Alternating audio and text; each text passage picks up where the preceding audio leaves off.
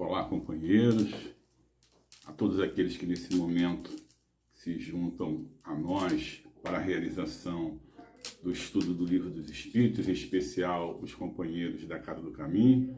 Estamos aqui para tratarmos do capítulo 4 da Lei de Reprodução. E para fechar esse capítulo, hoje nós vamos falar do casamento e celibato e vamos falar também da poligamia.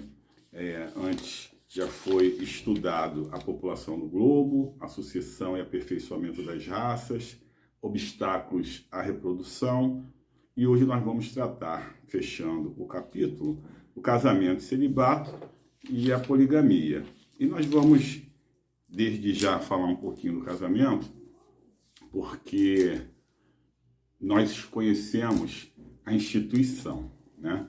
E é importante que se diga que existem regras civis, leis, que tratam desse tema, porque na concepção civil, o casamento ele é um contrato realizado entre partes, entre duas pessoas, com vistas à constituição de família, com vistas à constituição do lar, onde existem normas, regras e deveres e também tudo aquilo que infere a cuidados para com o outro. E dentro desse ordenamento existe todo um trato que a lei civil, ou seja, a lei dos homens, sustenta a matéria. Mas existe também uma outra concepção, existe também uma outra abordagem, que é aquela instituída pela lei natural, a lei divina. E esse casamento, quando nós o observamos na sua essência, naquilo que é divino, a concepção, muitas das vezes, passa a ser outra. A gente tem lá um texto quase que pronto, uma frase, né, que diz assim: o que Deus uniu, o homem não separa. E hoje nós estamos vendo cada vez mais separações, ou seja, dissoluções dessa união por força daquilo que a instituição civil, a lei dos homens, trata. E vamos falar um pouquinho daquilo que Deus uniu, o homem não separa. Nós já sabemos que essa abordagem, naquilo que se refere a divino, é muito maior. E quando a gente fala disso, a gente está falando das leis da natureza. E, de fato, aquilo que Deus uniu, aquilo que Deus une, o homem não separa. O espírito não separa. Porque tudo que vem de Deus, tudo que é divino, é correto, é imutável, é eterno, é infinito. E dentro dessa avaliação, de fato, aquilo que Deus uniu, o homem, o espírito, não tem condição, não tem recurso de separação. Mas quando nós estamos tratando aqui daquilo que se refere à união de seres, nós temos que ter um olhar também diferenciado para entendermos que, muitas das vezes, as nossas concepções, os nossos conceitos, as nossas razões não são tão bem interpretadas quanto aquilo que essa ordem divina traz para nós. Então, temos que ter toda uma razoabilidade no trato do que se refere a essas uniões, a esse casamento, para, inclusive, não estendermos por tempo demasiado aquilo que não é de Deus, aquilo que não foi instituído por Deus, aquilo que não faz parte das leis naturais, aquilo que não é divino. Então, que saibamos distinguir, que saibamos, através da orientação desses espíritos colaboradores que vêm estar conosco, bem discernir, dar tratos de uma forma não só simples, mas de uma forma também que a gente possa perceber que muitas das vezes temos que desconstruir conceitos pretéritos, conceitos passados, para construirmos em conformidade com aquilo que as leis naturais trazem para a gente. E é exatamente isso que nós vamos fazer através da leitura e entendimento dessas perguntas que vão da 695 até a 701, quando se falará na poligamia. Mas vamos primeiro falar do casamento e do celibato.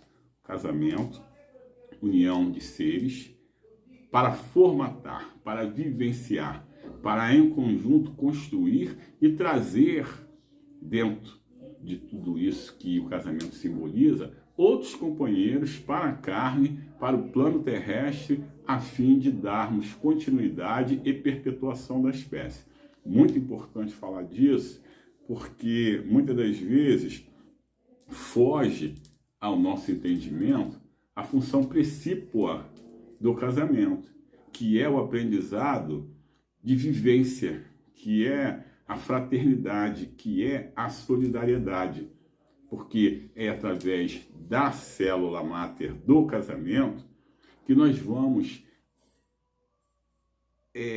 trazer para essa convivência outros seres, outros companheiros que, em princípio, possuem outros hábitos, costumes, muitas das vezes até também, e outra forma de percepção da vida.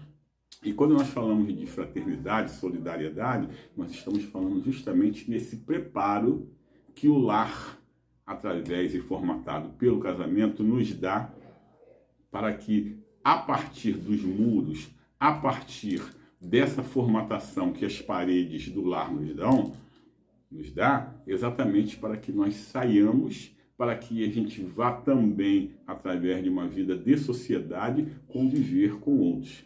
Vejam como a instituição do casamento, nesse formato, dentro dessa concepção e dessa visão natural, traz para a gente uma formação, essa formação que vai nos dar aso à nossa evolução espiritual, a essa evolução de um ser nesse aprendizado da convivência, da aceitação e de visibilidade em relação ao outro, quando esse outro, muitas das vezes, pensa diferente de nós, quer diferente de nós, se apresenta diferente de nós, mas diante desse entendimento, inclusive de respeito e do exercício da fraternidade e do amor, nós vamos dando esse aperfeiçoamento que nos prepara cada vez mais para a nossa evolução e para o nosso progresso.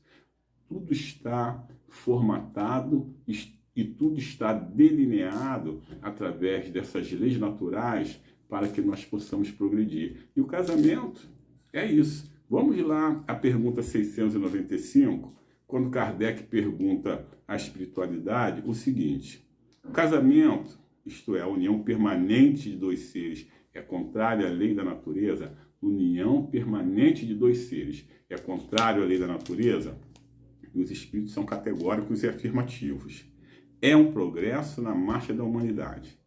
Ou seja, quando eu me uno a um outro ser, a uma outra pessoa, a um outro espírito, significa que ali terá exercício de tantas coisas,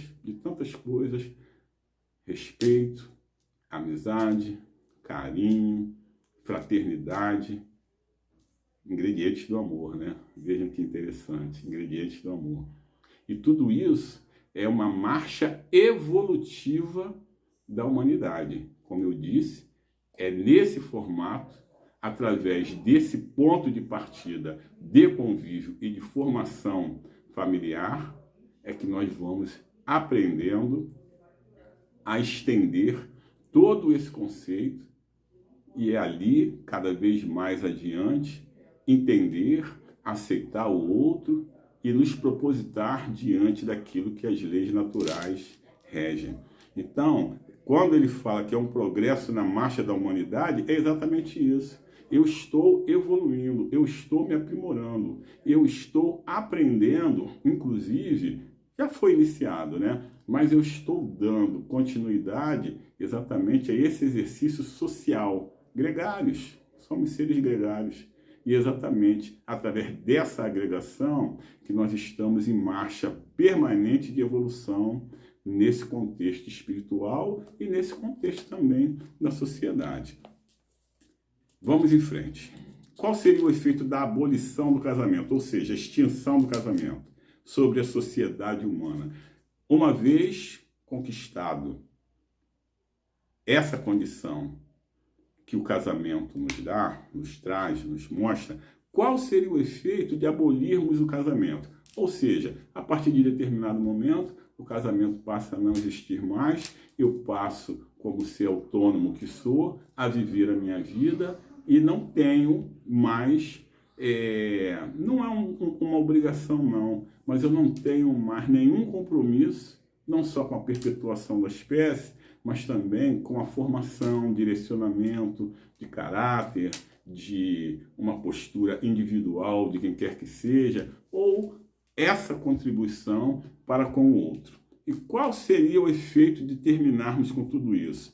Olha o que a espiritualidade responde: o retorno à vida dos animais. Como é que os animais vivem? Eles têm algum compromisso com a família? Vejam só, até determinado momento, sim. Até determinado momento, sim. A partir de um determinado momento, não mais. Não mais. Muito embora a gente já consiga ver ali, neles, conceitos evolutivos, né? Como são princípios inteligentes, ali já verificamos que alguns deles já têm um companheiro único, que alguns deles já têm uma dedicação integral àquilo que podemos chamar de família, naquele formato, naquele rótulo, tá? E ali já existe um início para que tudo mais a partir daquele princípio inteligente se forme. E aí chegamos nós, né, que somos os seres inteligentes da criação, e aperfeiçoamos isso. Mas vejam só, em princípio, quando nós olhamos lá para os animais, a gente não vê esse casamento solidificado, a gente não vê esse compromisso com essa célula máter, que é, do início ao fim, prover e promover entre todos aqueles que ali circundam um compromisso maior de aperfeiçoamento. Não existe. O que existe ali é a sobrevivência. O que existe ali é levar para a sua continuidade, para a prole, tudo aquilo que for necessário para que se verifique, a partir de determinado momento autônomo e isolado, essa continuidade e essa condição mesmo de sobrevivência. Mas aquilo que o casamento traz e institui entre nós, seres humanos, espíritos inteligentes da criação, nós não verificamos, não. E quando a gente abre com o casamento, quando a gente abre com esse formato do casamento que a espiritualidade passa para a gente, eles estão dizendo o seguinte: olha, vai retornar a essa condição de animais. E, evidentemente, que nós não estamos aqui para retrogradar, nem retroagir, e isso seria uma possibilidade que podemos até aventar, mas efetivamente exercitá-la como se estivéssemos abrindo mão do casamento e instituí-lo como não mais existente a partir de determinado momento, não. Vamos em frente. A indissolubilidade absoluta do casamento está na lei da natureza ou é apenas na lei humana? Na lei humana. Indissolubilidade. A gente está ali e a gente está vinculado àquele casamento para sempre. Lembrem que foi dito ali, ó, o que Deus uniu, o homem não separa. O que verdadeiramente Deus uniu, o homem não separa. Mas isso se dá conosco? A gente de fato observa e respeita a essas leis naturais? Difícil. O que nos une muitas das vezes são interesses, são conveniências, é uma condição que nos leva a observar mais a estética do que o conteúdo. Quando a gente busca no outro compatibilidades e a gente muitas das vezes não vê, mas ainda assim a gente insiste, e aí entra vaidade, orgulho, sentimentos que vão desde a posse até um comando que extrapola as raias da razão. E quando a gente fala nesse tipo de união, nesse tipo de casamento, e a gente se vê atrelado a esse companheiro ou aquela companheira de forma absoluta, a gente está vendo logo que falar de manutenção desse tipo de união estaria contrário à lei da natureza. estaria contrário à lei divina, porque nós nos maltrataríamos ou maltrataríamos de forma individual a qualquer uma outra pessoa. E é exatamente por isso que a gente não vê Deus nesse formato, levando em consideração todas essas conveniências, tudo aquilo que ainda é de sentimento inferior nas nossas escolhas e na formatação desse casamento. A gente não pode ver ali alguma coisa que não tenha fim, alguma coisa que seja perpétuo, que seja eterno e que tenha uma rigidez absoluta. E a resposta dos Espíritos por conta disso, dessa questão da indissolubilidade absoluta do casamento, é a seguinte: é uma lei humana muito contrária à lei da natureza, mas os homens podem mudar suas leis, só as da natureza são imutáveis, ou seja, aquilo que é divino, aquilo que é natural, isso é imutável, de verdade.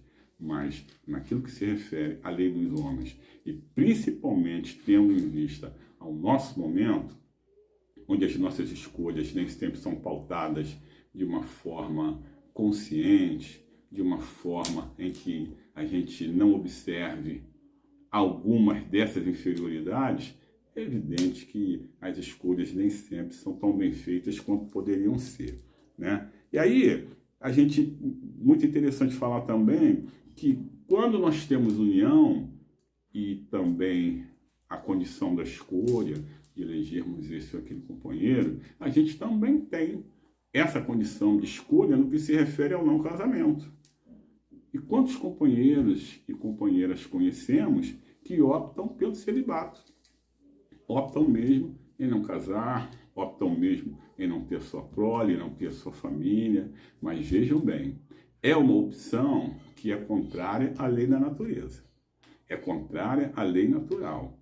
Mas isso significa dizer, então, que eu estou obrigado a casar? Que mesmo quando isso fere a tudo aquilo que é de meu instinto natural, digamos assim, eu estou obrigado a essa postura? Eu estou obrigado a uniões? Não. Só que é contrário às leis naturais, né? Desde o crescei-vos e multiplicai-vos até constituirmos a nossa família, constituirmos o nosso lar, e a partir daí recebermos companheiros que vêm do plano espiritual, que como nós que estamos aqui precisam também encarnar. Essa é a lei.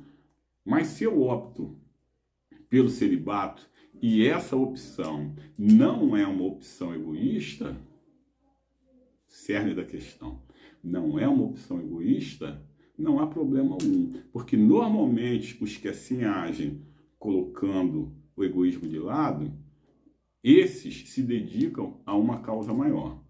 E esses estão atrelados a compromissos tão maiores, se dedicam a tudo aquilo que atende a tantas outras pessoas, que o casamento, a união, a vivência dentro de um lar voltado apenas para os seus que ali habitam, seria alguma coisa de menor, se assim podemos dizer, se esse é o melhor termo.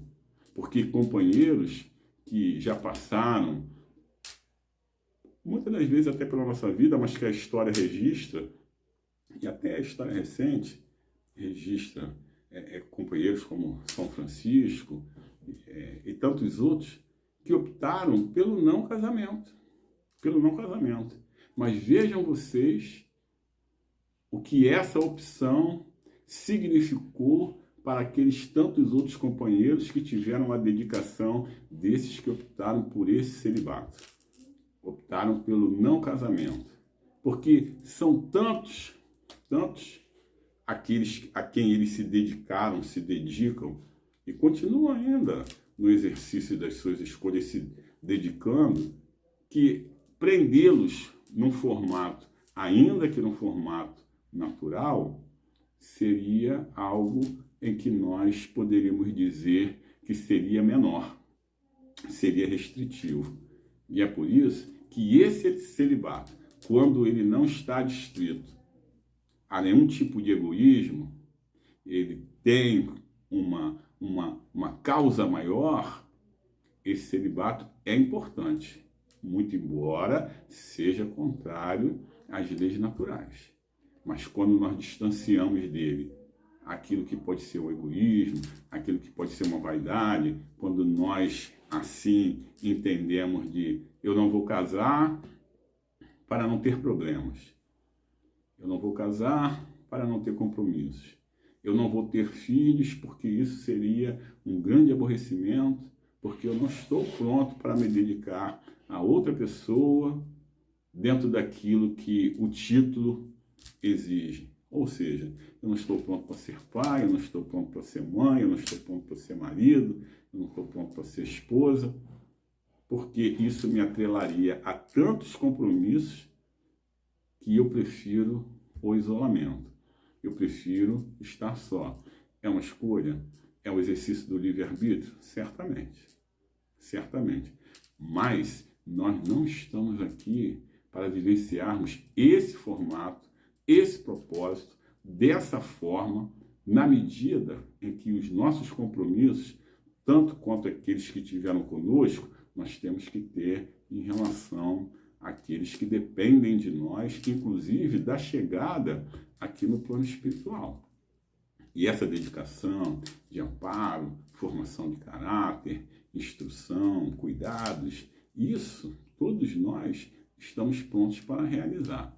Seja no formato familiar, seja naquilo que foge ao formato familiar, ao casamento tradicional, à união tradicional, mas que faz com que nós nos dediquemos a um sem número de pessoas, e aí sim estaria justificado o fato de não estarmos dentro desse conceito formal de família, de união, de casamento, porque eu tenho que me dar tanto mais e eu tenho tanto amor para estender por aqueles que são necessitados, por aqueles que, por um motivo qualquer, tiveram seus relacionamentos, suas famílias, ou seja, tudo aquilo desintegrado, ou mesmo a jovenzinhos, ou mesmo numa situação de educação, que pode ser desde um instrutor até um professor, até tantos outros que estão aí divulgando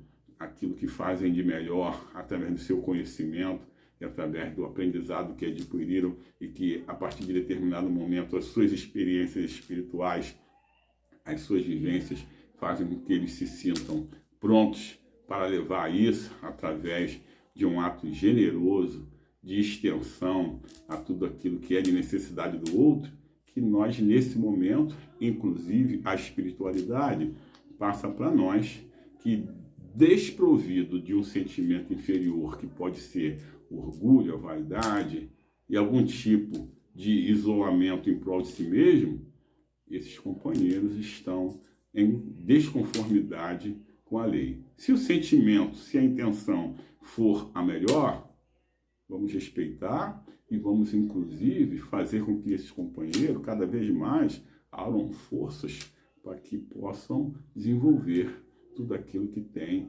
para divulgar. Se o propósito for um propósito menor e viciado, todas as reservas, porque, que fique claro, crescei-vos e multiplicai-vos é da lei natural. E essa multiplicação tem que ser dentro de um formato, tem que ser através daquilo que é instituído, tanto pela lei dos homens quanto pelas leis naturais. E vamos falar um pouquinho da poligamia. Poli, muitos, né? Muitas uniões, muitos companheiros, muitas companheiras. Como seria isso? Vamos observar primeiro, e é importante falar disso, e aqui no Livro dos Espíritos, eles falam, na pergunta 700, em igualdade numérica. Vamos entender o que essa união de um ou de uma com muitos acarretaria em relação a esse quantitativo numérico. Porque é assim, muito embora não tenhamos uma igualdade absoluta entre homens e mulheres, nós temos uma igualdade, nós temos uma relatividade. E imaginem se cada um tivesse aí, por qualquer motivo, 5, 6 companheiros, ou mais de um. Não precisamos chegar a 5, 6, que seria um exagero, muito embora ainda existam culturas que assim o permitam. Mas vamos falar de mais de um ou mais de uma companheira. Esse desequilíbrio seria evidente. Ele se daria. Essa relatividade numérica que nós temos, isso ocasionaria o quê? Né? Um com muitos, outros com poucos ou sem nada. Evidente que seria assim. Esse desequilíbrio, ele se verificaria de imediato. De imediato. Fora o fato que, por mais que culturas permitam esse tipo de uniões, fica muito claro que a dedicação do companheiro ou da companheira, para quem tem tantos outros o aguardando, esperando, desejando dele, não é a mesma. Não é a mesma. Essa entrega não é a mesma. Muito embora ainda exista uma outra abordagem que tem que ser feita. O sentimento dificilmente seria idêntico para todos os companheiros ou para todas as companheiras. A gente acabaria elegendo, como muitas das vezes acontece, né? A gente ouve falar no preferido ou numa preferida nessas culturas, em detrimento do outro, o que levaria um sofrimento, o que levaria dor, o que levaria uma angústia para aquele que se sentisse menor, para que se sentisse desprezado, que se sentisse desprestigiado em função daquele outro que tem mais atenção, que tem mais carinho, que tem mais afagos e por aí vai. Então, quando nós falamos em poligamia, nós estamos vendo que em determinado momento da nossa evolução, e evolução espiritual, né? Aqui na matéria, na carne, isso já foi muito mais acentuado e muito mais aceito. E hoje, pouquíssimas culturas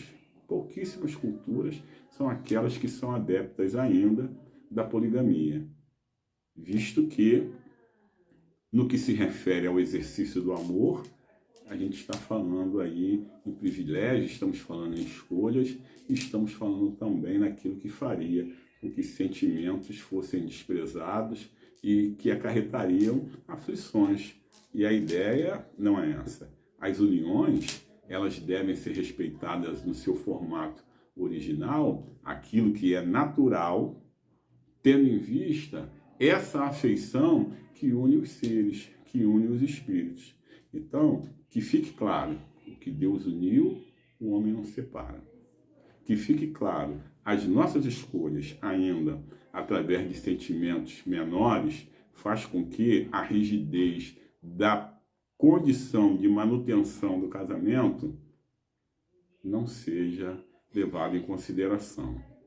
E por conta disso, um casamento pode sim e deve sim, a partir de determinado momento que não exista ali aquilo que o permitia ser não só duradouro, mas também como ser prazeroso, e isso termina, não há por que manter. E na medida em que nós vamos deixando para trás, vamos deixando de lado todos esses sentimentos menores, e tudo aquilo que se refere à sensualidade, inclusive, as nossas decisões, as nossas escolhas passam a ser melhores, passam a ser mais equilibradas, mas também passam a ser melhores definidas. E isso faz com que a gente olhe, a gente perceba que o sentido maior dessa união há de ser mais duradouro e há de ser, inclusive, mais solidário e fraterno. E chegando, por extensão desse raciocínio, à poligamia, ela, evidentemente, que vai deixar de existir, como vem diminuindo durante todo esse tempo, porque está em desalinho por completo, tendo em vista aquilo que a lei de amor propõe, ela está em desalinho com o que pode ser proporcionado e o que pode ser visto. Lá na pergunta 701, nós temos uma observação que vale ser aqui lida no que se refere à poligamia.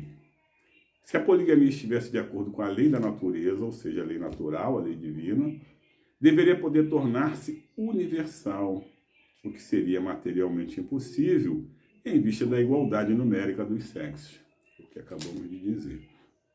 A poligamia deve ser considerada como um uso ou uma legislação particular apropriada a certos costumes e que o aperfeiçoamento social faz desaparecer pouco a pouco. Na medida que nós nos aperfeiçoamos espiritualmente, nós nos aperfeiçoamos socialmente, nós nos aperfeiçoamos moralmente, e tudo aquilo que é contrário às leis naturais e que o espírito desenvolve na medida das suas observações, na medida da sua busca para o bem-estar, para o progresso e para a sua melhora, tudo isso vai ficando de lado. Aquilo que não serve vai ficando pelo caminho. Ao passo que aquilo que nos leva à verdadeira felicidade, aquilo que nos leva a verdadeiras alegrias, cada vez mais se clarearão diante de nós, e é exatamente esse aperfeiçoamento que nos fará espíritos melhores, que nos fará bons espíritos, que nos fará espíritos puros e que nos fará espíritos perfeitos. Vamos observar tudo aquilo que já nos é possível observar, vamos entender aquilo que a espiritualidade nos traz e vamos exercitar da melhor forma tudo isso que já nos é possível exercitar. Nós fechamos com a poligamia o capítulo que trata da lei de reprodução e tomara que o objetivo tenha sido alcançado, porque é um bom estudo sempre estarmos afetos àquilo que as leis divinas e naturais nos trazem e que esses companheiros, que são esses que já caminharam um pouco mais que nós, vêm experienciar através das mensagens, através das respostas e através de tudo aquilo que o Livro dos Espíritos nos traz, para que os nossos passos cada vez sejam mais largos em direção à luz e em direção ao aperfeiçoamento. Que o nosso Pai de amor abençoe a cada um de nós e que o nosso querido irmão e médico de nossas almas, Jesus Cristo, nos conceda muita luz para que cada vez mais tudo aquilo que é afeto à espiritualidade seja do nosso melhor entendimento. Que Deus nos ampare e que Jesus cada vez mais nos preencha. Graças a Deus.